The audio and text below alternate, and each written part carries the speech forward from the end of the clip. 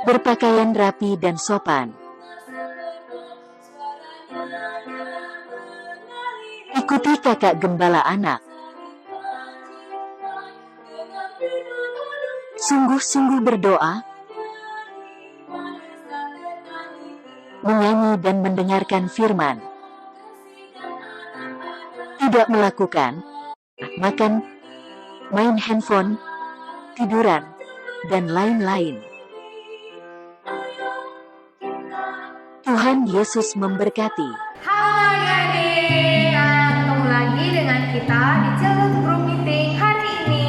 Nah, kalian apa kabar nih? Kalian pasti kabarnya baik dong. Sukacita nggak? Pasti sukacita semua. Dan pastinya tetap di rumah dong. Benar banget. Nah, hari ini sebelum kita mulai Children's Group Meeting kita, ada baiknya kita berdoa dulu, oke? Amin. Kak Dea ya. Yuk kita berdoa.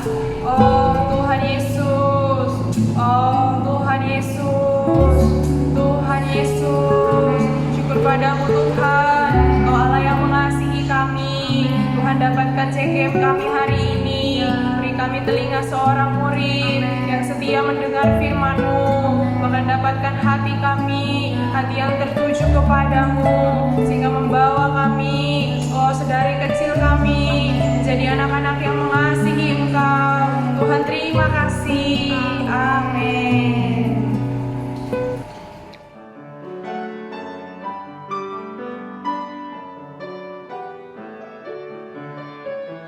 Umum pada semua orang, sehati dan sepikir, Tuhan penuhi dengan kasih untuk menempuh hidup.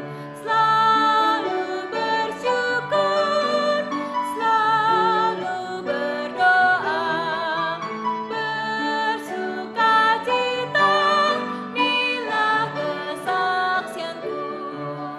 Halo adik-adik, apa kabar semuanya? Kalian pasti sukacita karena kalian sudah menyeru nama Tuhan, kalian sudah berdoa, juga bernyanyi bersama-sama. Sekarang waktunya kita sama-sama mendengarkan firman Tuhan. Nah, sebelum mendengarkan firman Tuhan, mari kita doa sama-sama. Semua tirukan Kak Indah ya, doa dengan sikap yang tepat. Tuhan Yesus, oh Tuhan Yesus, oh Tuhan Yesus. Tuhan terima kasih Tuhan, kami mengucap syukur hari ini kami boleh kembali bersama-sama datang kepada Tuhan. Tuhan, kami mau mendengarkan firman-Mu, biarlah firman-Mu boleh memenuhi setiap kami. Berkati kami, berkati hati kami. Kami juga membuka telinga kami Tuhan, supaya kami bisa mendengarkan firman-Mu dengan baik. Terima kasih Tuhan Yesus. Haleluya. Amin. Amin. Nah, adik-adik, siapa yang masih ingat kita sampai di karakter apa?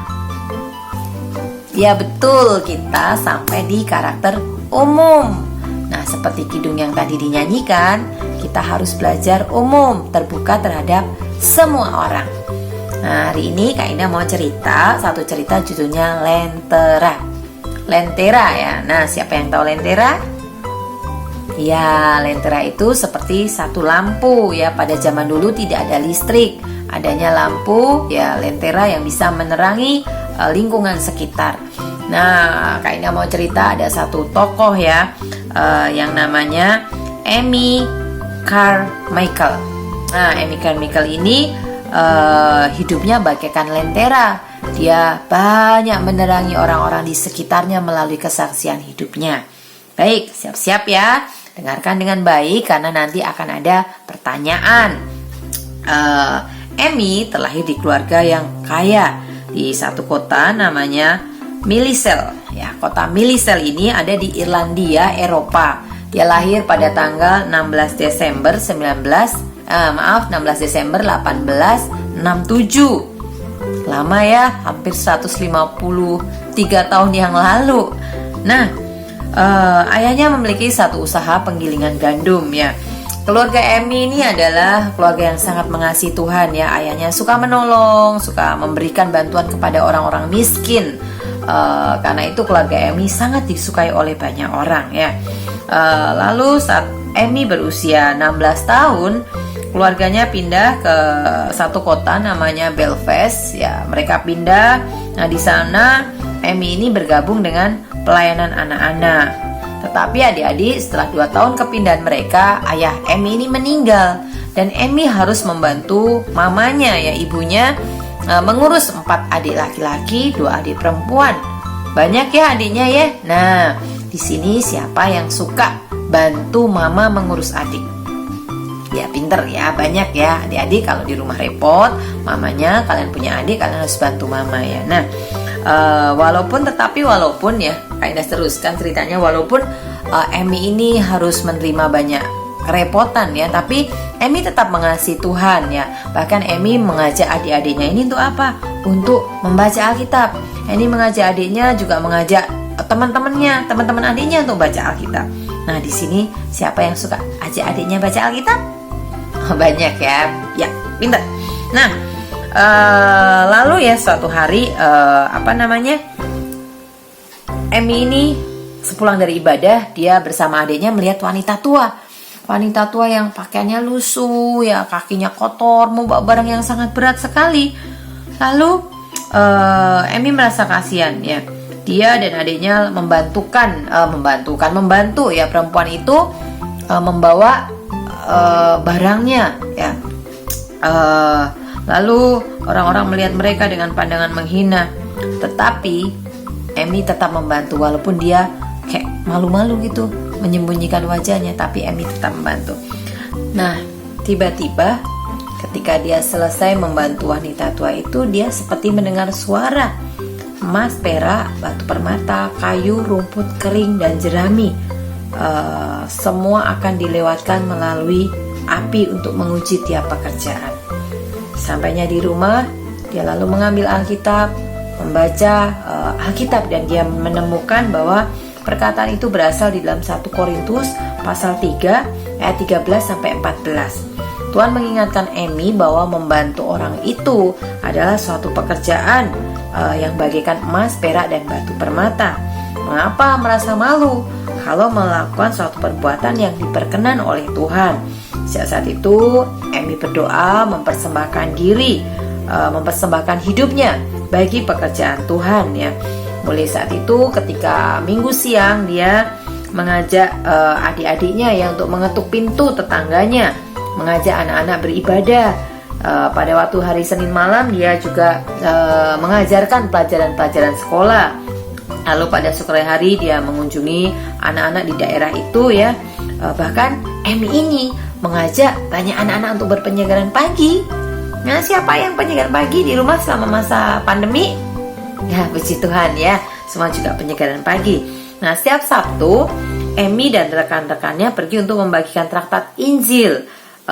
Dia juga membagikan makanan kepada kaum miskin ya di tempat itu. Kaum miskin di tempat itu disebut adalah Shalais ya. Jadi mereka bekerja lama sekali adik-adik, 14 jam tiap harinya, dari jam 7 pagi sampai jam 9 malam ya, tapi dengan upah yang sangat murah, sehingga mereka memang sangat miskin, sangat kekurangan. Karena mereka tidak mampu membeli topi ya, pada waktu itu orang-orang di daerah itu terbiasa memakai topi, sehingga mereka hanya memakai selendang atau disebut shawl, maka mereka disebut kaum Shalais ya. Oke. Amy adalah orang yang sangat suka berdoa, sehingga ketika dia bertemu dengan orang-orang miskin itu, dia mengajak mereka itu beribadah. Tetapi orang-orang kaya di tempat itu tidak suka adik-adik. Nah, karena itu kita harus umum ya, belajar menerima semua orang, tidak boleh membeda-bedakan. Karena orang-orang kaya yang beribadah tidak suka sama yang golongan miskin ini. Lalu Amy berdoa lagi, minta Tuhan menyediakan gedung ya. Ketika dia berdoa, Tuhan menyediakan 2 orang ya adik-adik ya, mereka mau membantu Amy untuk mendirikan gedung ya yang bisa muat 500 orang. Wah, gedungnya besar ya, 500 orang. Di gedung itu cukup luas ya, sehingga dia juga mengajari kaum miskin itu pelajaran sekolah, juga mengajari menjahit dan sebagainya. Tapi keluarga Amy mulai kehabisan uang adik-adik, akhirnya mereka pindah ke kota Manchester di Inggris ya. Di kota itu pun Amy tetap melakukan hal yang sama. Dia juga membantu orang miskin, mengunjungi orang-orang ya, membagikan traktor dan sebagainya. Sampai akhirnya Emi kelelahan dan dia jatuh sakit ya, dia sakit syaraf adik-adik. Tubuhnya terbaring lemah dan sangat nyeri ya. Saat itu ada teman ayahnya yang bernama Robert Wilson ya, mengetahui kondisi Emi. Orang ini kasihan, lalu karena dia juga punya anak perempuan yang sebaya dengan Emi tapi meninggal, maka Emi diangkat menjadi anaknya ya. Di rumahnya Bapak Robert Wilson ini, Emi mendapat perlakuan yang sangat baik ya. Dia hidup dengan penuh kenyamanan ya. Dia belajar Alkitab, dia dikenalkan oleh kepada banyak misionaris, banyak penginjil-penginjil ya. Lalu sampai suatu hari dia mempelajari firman Tuhan dan dia mendengar satu perkataan Tuhan untuk pergi, saudara. Dia disuruh pergi untuk memberitakan Injil. Lalu dia berat hati karena mamanya sudah tua ya, sedang keluarganya yang lain ya, adik-adiknya ada yang pergi ke Amerika, Kanada, ataupun Afrika Selatan. Tapi ketika dia memberikan surat kepada ibunya, ibunya menyuruh, pergilah, karena itu adalah perintah Tuhan ya. Jadi ibunya tidak menahan Emi, ibunya meminta Emi mendengarkan suara Tuhan. Nah, apakah Emi akan pergi? Tunggu ceritanya minggu depan ya. Minggu depan ceritanya adalah sambungan minggu ini, karena itu adik-adik tetap harus datang ya, mendengarkan juga melihat ya. Karena kan kita sudah tidak bisa ketemu, tapi adik-adik masih bisa lihat di link ya di YouTube ya. Oke, nah adik-adik kita melihat bahwa dari cerita ini seorang tokoh bernama Emi adalah seorang yang benar-benar menjadi terang ya. Dimanapun dia berada, dia menjadi terang. Begitu juga adik-adik di rumah ya, selama masa pandemi ini kalian semua harus belajar menjadi terang di rumah. Menjadi terang bagi keluarga, bagi kakak adik ataupun tetangga dan semua orang, supaya melalui kita sebagai terang Tuhan bisa dipersaksikan. Kita belajar juga seperti Emi yang suka membantu orang ya. Siapapun asal orang itu perlu bantuan, kita harus bantu. Kita tidak boleh malu ketika kita melakukan hal-hal yang baik.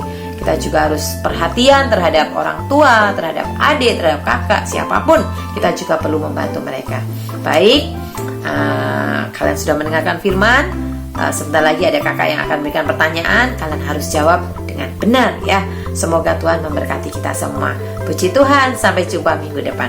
Bye-bye.